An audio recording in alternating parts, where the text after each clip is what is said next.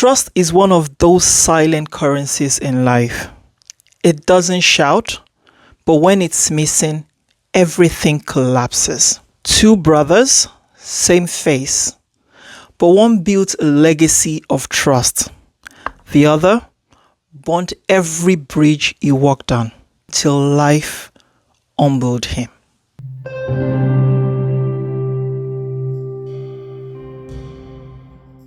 Hi everyone, I am Remilekun Idowu, and this is where real stories meet real life lessons. Last week, we witnessed Daniel's painful fall from grace in an amazing story. If you missed that, I'll put the link in the description below so that you can catch up. Daniel taught us that trust, once broken, takes more than words to rebuild. And today's story, it goes even deeper, because what happens when betrayal comes from the family?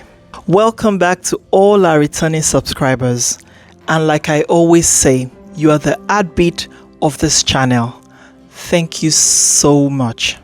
And to all our new friends joining us for the first time, you are all truly welcome. If you've missed any of our past stories, click the playlist link right above to catch up. We share new episodes every Friday, and I promise no episode leaves you the same. Now grab your tea and your heart, because today's story is titled The Grace to be Trusted. A story of twin brothers, same womb, different parts, and one final chance to choose character over clout. Let's dive in.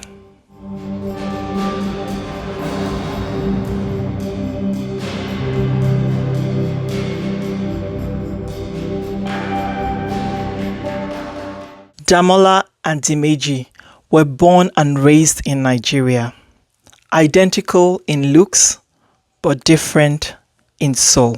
Their father was a retired civil servant, their mother a humble woman who ran a provision store at the corner of their street. They were raised with discipline, love, and a strong moral compass. But early on, cracks began to show.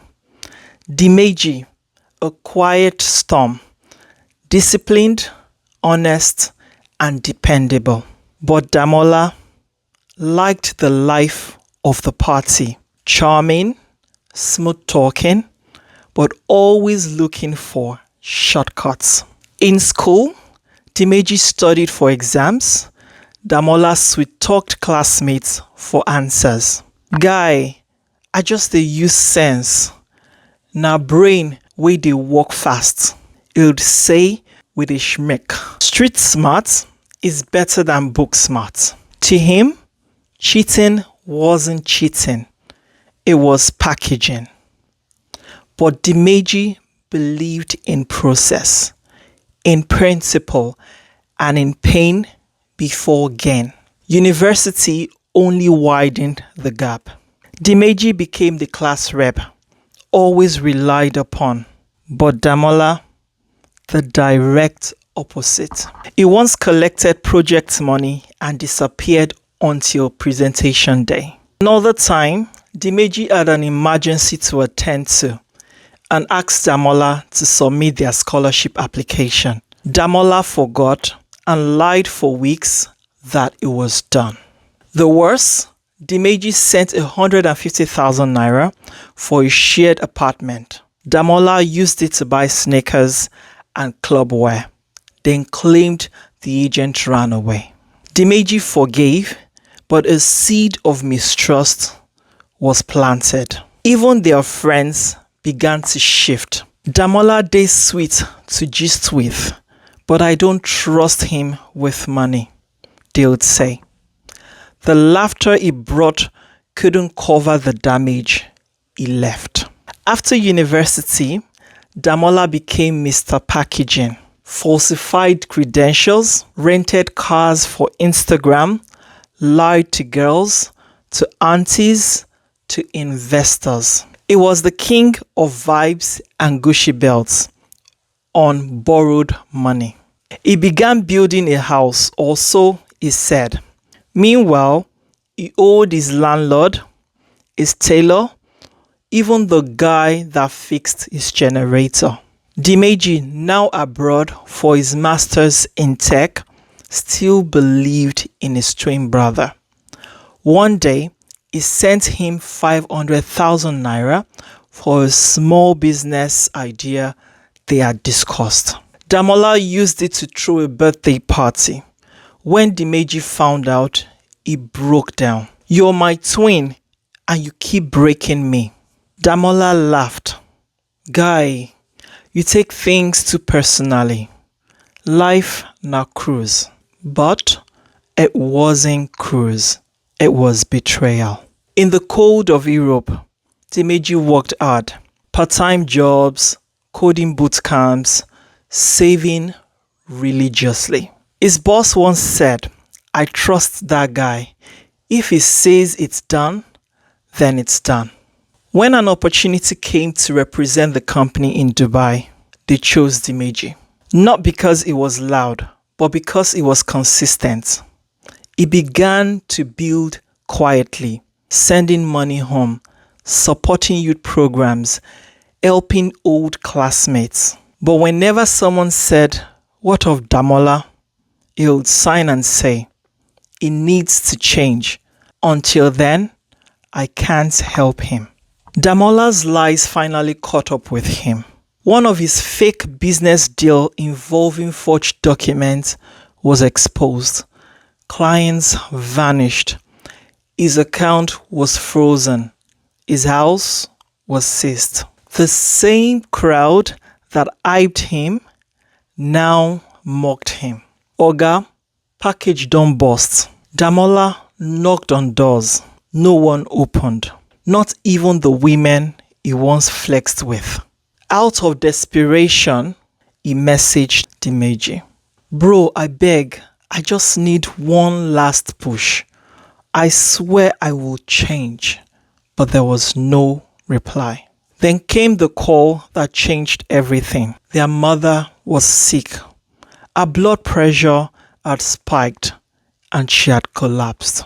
Dimeji was about to speak at a global tech conference in the UK, but was devastated by the news. He wired money immediately for tests and medical bills. But he had no choice. The funds had to go through Damola. Something strange happened. Damola didn't touch a dime.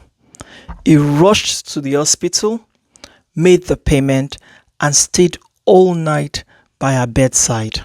He cried and prayed. He whispered, "Mama, I failed you too many times, but not today. Please stay with me." When Dimeji returned, he asked, "You paid everything?" Then Damola nodded. "For the first time, I didn't think about myself. I just did the right thing." Change isn't loud. It's quiet, daily, painful. Damola started from the scratch, returned money he once borrowed, apologized to people sincerely, took a job at a logistic company as a dispatch assistant. People even laughed at him. "You wey dey drive Benz before, now you dey carry parcel." But he ignored them. Day by day, trust began to grow.